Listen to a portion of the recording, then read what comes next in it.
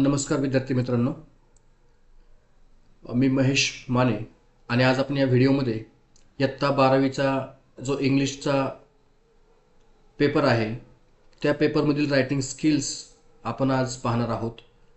तर या व्हिडिओमध्ये क्वेश्चन नंबर 4 त्यातला ए ड्राफ्टिंग अ व्हर्च्युअल मेसेज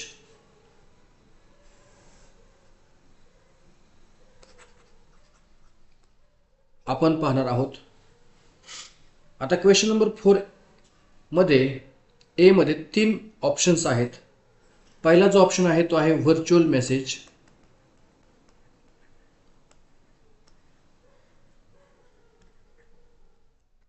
दुसरा जो ऑप्शन आहे तो आहे स्टेटमेंट ऑफ पर्पज,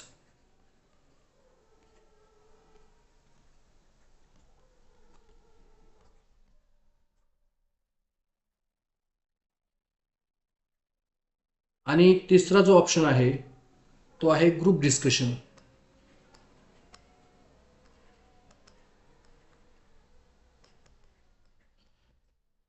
या 3 पैकी तुम्हाला एक लिहायचा आहे आणि याला मार्क आहेत 4 मार्कांसाठी हा प्रश्न आहे। तर सगळ्यात सोपा जो आहे तो आहे व्हर्च्युअल मेसेज, कारण याला खूप कमी लिहावं लागतं, 50 शब्दामध्ये हा लिहायचा असतो। स्टेटमेंट ऑफ पर्पजला 1 ते 1.5 पान लागतं। ग्रुप डिस्कशन देखील 1.5 ते 2 पानं लिहावी लागतात। त्या मानाने खूप कमी वेळ खाणारा हा प्रश्न आहे व्हर्च्युअल मेसेजचा आणि खूप कमी लिखाण आपल्याला या ठिकाणी करायचं आहे। तर त्यामुळे आपण या व्हिडिओमध्ये आज आपण ड्राफ्टिंग अ व्हर्च्युअल मेसेज कसा लिहायचा आणि नेमकं व्हर्च्युअल मेसेज म्हणजे काय हे आपण समजून घेणार आहोत। आता व्हर्च्युअल मेसेज म्हणजे काय, समजा ए या व्यक्तीला बी या व्यक्तीला काहीतरी मेसेज द्यायचा आहे, परंतु बी हा व्यक्ती अवेलेबल नाही आहे आणि त्याने दिलेला मेसेज सी या व्यक्तीने रिसीव केलेला आहे आणि सी हा व्यक्ती बी ह्या व्यक्तीसाठी मेसेज लिहितोय। म्हणजे रिसिव्हर जो आहे मेसेजचा तो या ठिकाणी प्रेझेंट नाही आहे, हा इनडायरेक्टली मेसेज बी पर्यंत पोहोचलेला आहे। अशा प्रकारच्या मेसेजला आपण व्हर्च्युअल मेसेज असं म्हणतो आणि बऱ्याच वेळा इथं मॉडर्न टेक्नॉलॉजीचा वापर केलेला असतो, मोबाईल, इंटरनेट यांचा वापर केलेला असतो, म्हणून याला व्हर्च्युअल मेसेज असं म्हणतात। तर क्वेश्चन नंबर 4 मध्ये ए या प्रश्नामध्ये A1 मध्ये आपल्याला हा प्रश्न विचारला जातो। तर व्हर्च्युअल मेसेज लिहिताना सगळ्यात पहिल्यांदा काय करायचं, तर तो प्रश्न व्यवस्थित वाचायचा आणि काही माहिती आधी आपण समजून घ्यायची। त्यामध्ये मेसेज लिहिणार कोण आहे ते समजून घ्यायचं, मेसेज कोणासाठी लिहायचा आहे ते समजून घ्यायचं, त्या मेसेजमध्ये काय माहिती द्यायची, संदेश काय द्यायचा आहे ते समजून घ्यायचंय। त्यानंतर आपण आपल्या मनाने योग्य अशी वेळ आणि तारीख ठरवायची, ती लिहायची। आपल्याला संदेश जो आहे तो 50 शब्दामध्ये लिहायचा आहे। संदेश लिहिताना इनडायरेक्ट स्पीचचा वापर करायचा आहे। आता आपण ग्रामरमध्ये डायरेक्ट स्पीच आणि इनडायरेक्ट स्पीच आपल्याला माहिती आहे, तर व्हर्च्युअल मेसेज लिहिताना आपल्याला इनडायरेक्ट स्पीचचा वापर करायचा आहे। त्यानंतर व्हर्च्युअल मेसेजमध्ये सॅल्युटेशनचा वापर करायचा नाही, डिअर सर, रिस्पेक्टेड सर वगैरे असं काही वापरायचं नाही। याचा जो फॉर्मॅट आहे तो आपण समजून घेऊया। सगळ्यात प्रथम आपल्या उत्तरपत्रिकेमध्ये वरती मेसेज असं नाव टाकायचं, त्यानंतर एक बॉक्स करायचा, बॉक्समध्ये सगळ्यात वरती तारीख टाकायची, एक योग्य अशी ॲप्रोप्रिएट तारीख टाकायची। त्यानंतर एक ओळ सोडून खाली वेळ लिहायचा की कोणत्या वेळी आपण मेसेज लिहितोय। त्यानंतर ज्यांना मेसेज द्यायचा आहे त्यांचं इथं नाव टाकायचं, सॅल्युटेशनचा वापर करायचा नाही, हे ऑलरेडी सांगितलेलं आहे। त्यानंतर बॉडी ऑफ द मेसेज, जी माहिती आपल्याला द्यायची ती आपल्याला 50 शब्दामध्ये इथं या एका पॅराग्राफमध्ये लिहायची आहे। त्यानंतर मेसेज जो कोणी लिहितोय, म्हणजे ज्याने मेसेज दिलाय त्याचं नाव या मेसेजमध्ये नाही आहे, पण जो मेसेज लिहितोय त्याचं मात्र इथं खाली शेवटी नाव टाकायचं आहे। अतिशय साधा आणि सोपा हा फॉर्मॅट आहे। आपण एक उदाहरण पाहूया। मार्च 2022 HSC बोर्डच्या पेपरमध्ये हा प्रश्न आला होता। You are Gopal, a receptionist in the office of a company manufacturing garments.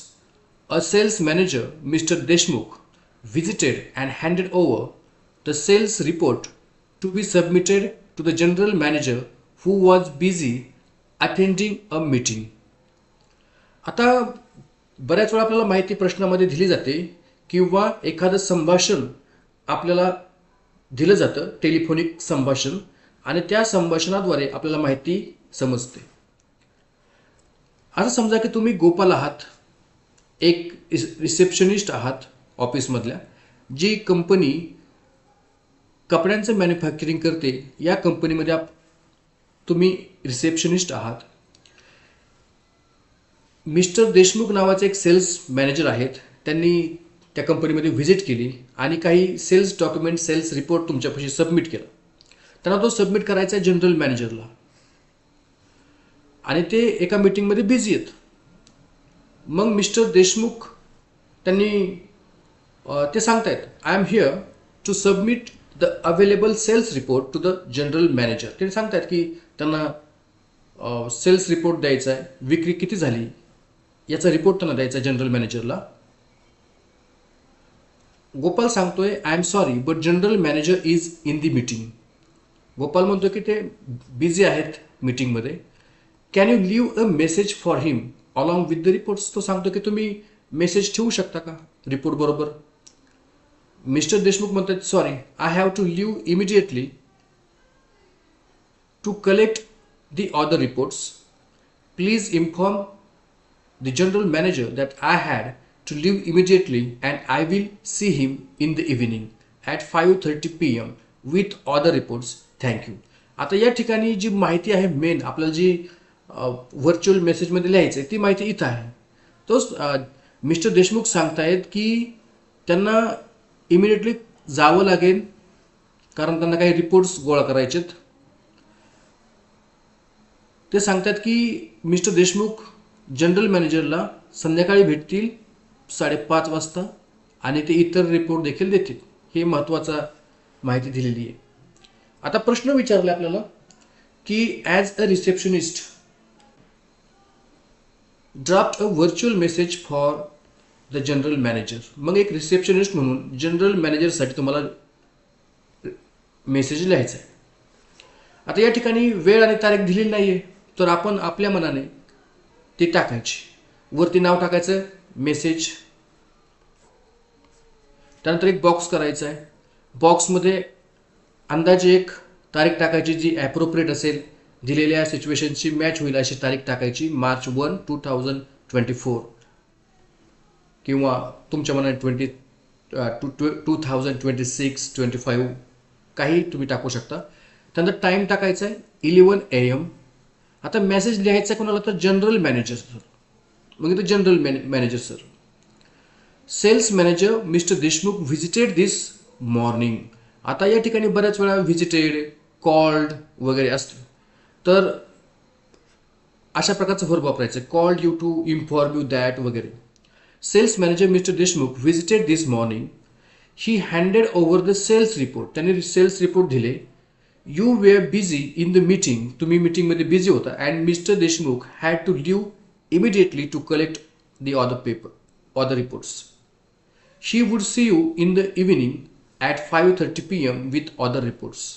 आता या दिलेल्या माहितीमधूनच आपल्याला ही सगळी माहिती भेटलेली आहे. आपण फक्त त्यातलं मेन वाक्य उचललेत, थोडंसं चेंज त्याचं इनडायरेक्ट स्पीच केलंय आणि ती वाक्य इथे लिहिलेली आहेत. बाकीचं एक्स्ट्रा आपण काही लिहिलेलं नाही, आपल्या मनाने काही लिहायचं पण नाही. जे आपल्याला माहिती प्रश्नामध्ये दिलेली आहे त्या माहितीचा वापर करायचा आहे आणि एक पॅराग्राफ तिथं लिहायचं की महत्त्वाचं काय सांगितलं आहे किंवा महत्त्वाचं आपल्याला काय सांगायचं आहे ते लिहायचं. आणि शेवटी आपण मेसेज लिहितोय म्हणून जो मेसेज लिहिणार आहे त्याचं नाव खाली लिहायचं आहे. अशा प्रकारे याला 4 मार्क आपल्याला सहज मिळून जातात जर योग्य फॉर्मॅट असेल. समजा हाफ, 1.5,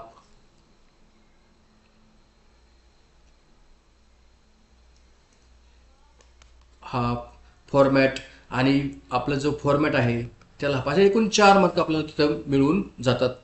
तर अतिशय साधा सोपा हा प्रश्न आहे.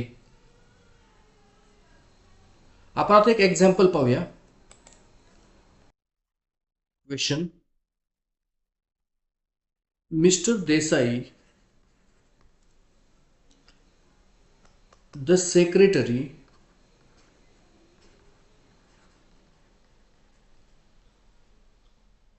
of your housing complex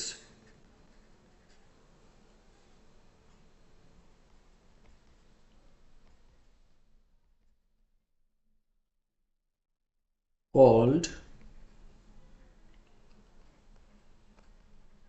on the intercom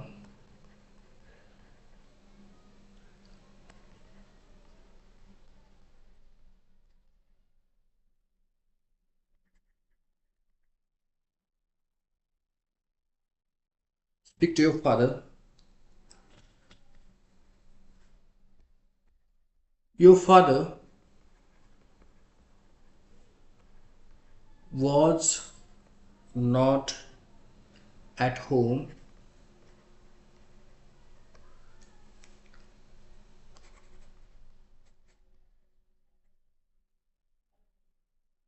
told you to convey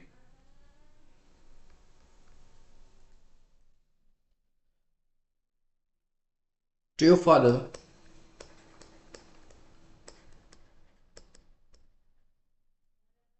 the following.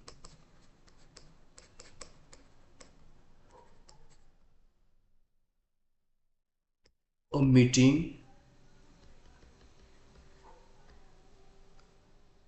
Saturday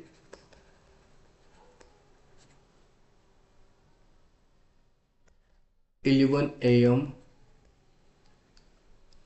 in clubhouse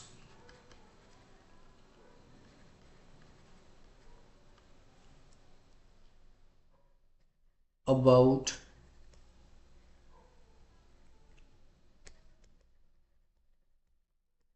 Independence Day celebration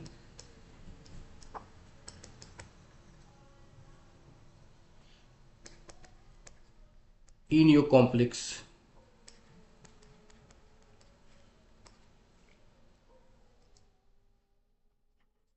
Also about tree plantation,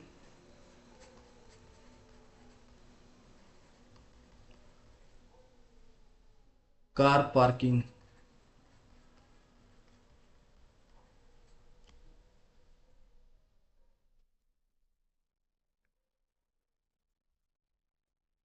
Draft a virtual message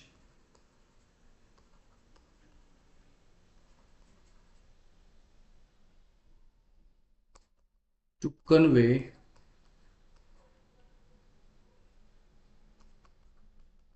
this about 50 words. तर अशा प्रकारचा हा प्रश्न आहे. Mister Desai, the secretary of your housing complex called on the intercom to speak to your father. म्हणजे तुमच्या वडिलांशी mister Desai यांना बोलायचं आहे. ते सेक्रेटरी आहेत हाऊसिंग कॉम्प्लेक्सचे. But your father was not at home. ते घरी नाही आहेत. Mister Desai told you to convey to your father the following meeting. The following म्हणजे पुढील माहिती त्यांना द्यायची. मीटिंग ठरलेली आहे. मीटिंग आहे सॅटरडे 11 वाजता सकाळी. ठिकाण दिलंय क्लब हाऊस. मीटिंग कशाविषयी आहे तर इंडिपेंडन्स डे सेलिब्रेशन. म्हणजे आपल्याला माहिती आहे की 15 ऑगस्टला इंडिपेंडन्स डे असतो. याचा अर्थ त्याच्या आधीची तारीख आपण 1-2 दिवसाची टाकायची. In your complex also about tree plantation. त्यानंतर दुसरा जो विषय आहे तो आहे ट्री प्लांटेशनचा, कार पार्किंगचा. हे देखील विषय त्या मीटिंगमध्ये असतात. ही महत्त्वाची माहिती आपल्याला सांगायची. आणि प्रश्न सांगितला की draft a virtual message. Draft याचा अर्थ लिहा, तर तयार करा आणि 50 शब्दामध्ये लिहायचं आहे. मग आता काय करायचं तर आपण तो एक व्हर्च्युअल मेसेज तयार करू. आपण लिहू एक वरती मेसेज टाकायचा, एक बॉक्स करायचा,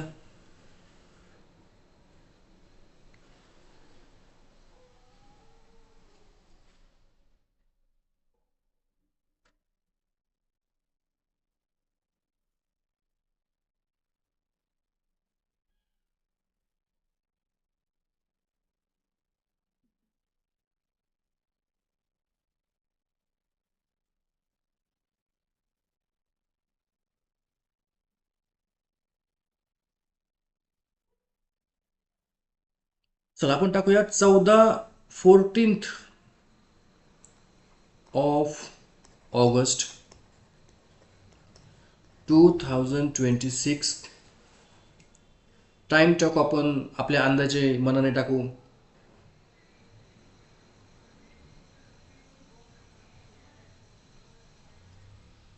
3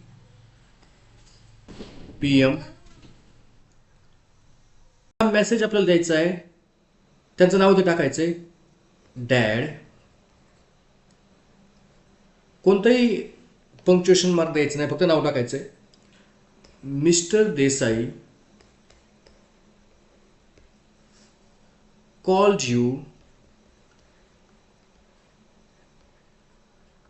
to inform that there is a meeting on Saturday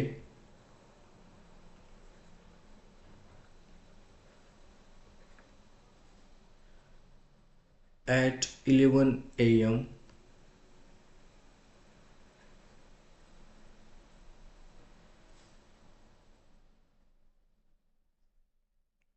आपण जर तारीख बदलू, कारण 10th of August 11 AM in the clubhouse.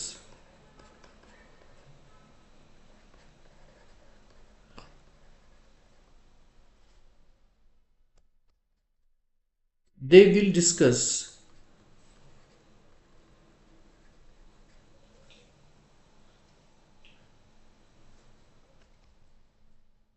the Independence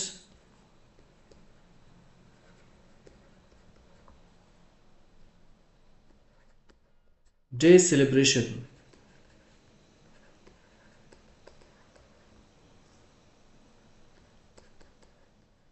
Tree planting and car parking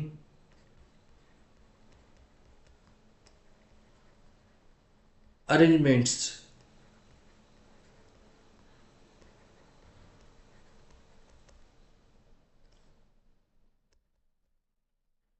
Please make sure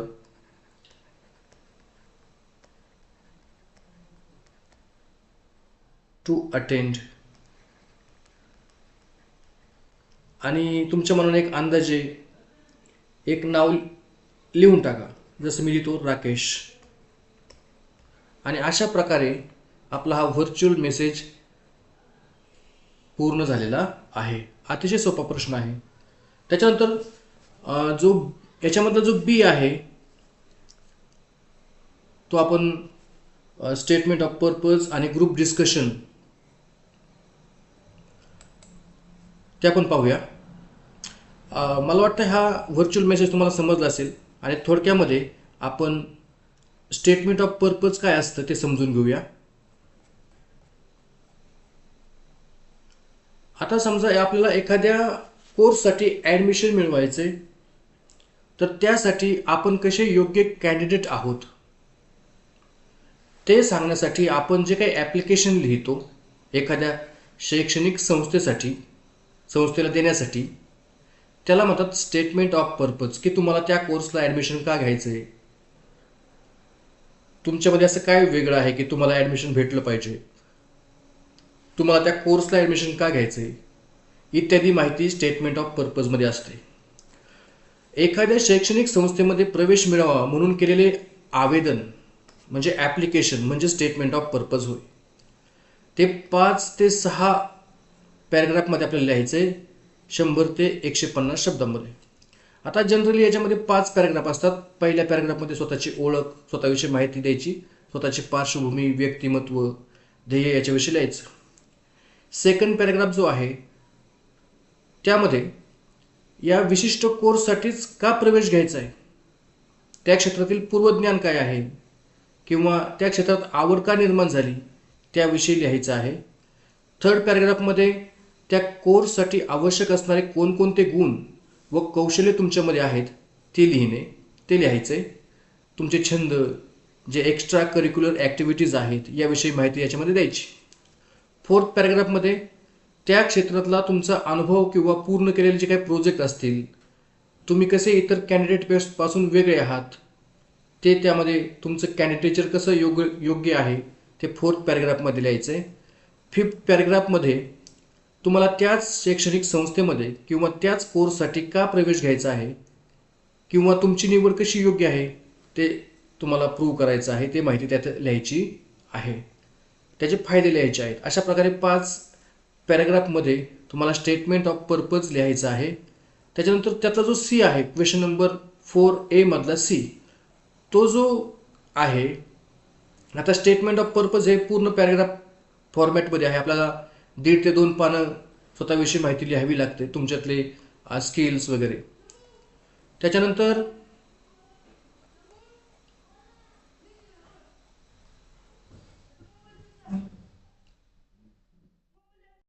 question 4A मधला जो 3 आहे तो आहे ग्रुप डिस्कशन. आपल्याला ग्रुप डिस्कशनसाठी एक विषय दिला जातो आणि त्या विषयाबद्दल आपल्याला 4 ते 5 काल्पनिक पात्र तयार करून त्याच्यामध्ये काल्पनिक संवाद लिहायचा असतो किंवा तयार करायचा असतो. यामध्ये चर्चेसाठी पुढाकार घेऊन चर्चा सुरू करणे, आपले मत मांडणे, चर्चेचा शेवट करणे, विरोधी मत मांडणे, आपले मत योग्यरित्या समजावून सांगणे, चर्चेचे नियम पाळणे याला खूप महत्त्व असते. मग यामध्ये पात्रांना काल्पनिक नावं द्या, त्यांच्यामध्ये चर्चा घडून आणा, वेगवेगळे पॉईंट ऑफ व्ह्यू, दृष्टिकोनाने कशी चर्चा होऊ शकते ते तिथं लिहा. या ठिकाणी दिलेल्या विषयावर वेगवेगळ्या बाजूंनी विचार करता आला पाहिजे. 4 ते 5 पात्रामध्ये संवाद लिहायचा आहे. फक्त एक आपल्याला टॉपिक दिला जातो आणि त्याच्यावरती डिस्कशन लिहावं लागतं. तर हे 2 थोडे लेंदी प्रश्न आहेत, परंतु व्हर्च्युअल मेसेज मात्र खूप शॉर्ट आहे, त्यात आपल्याला सहजरित्या मार्क मिळून जातात. तुम्हाला जर हा व्हिडिओ आवडला असेल तर लाईक करा, शेअर करा आणि सबस्क्राईब करा.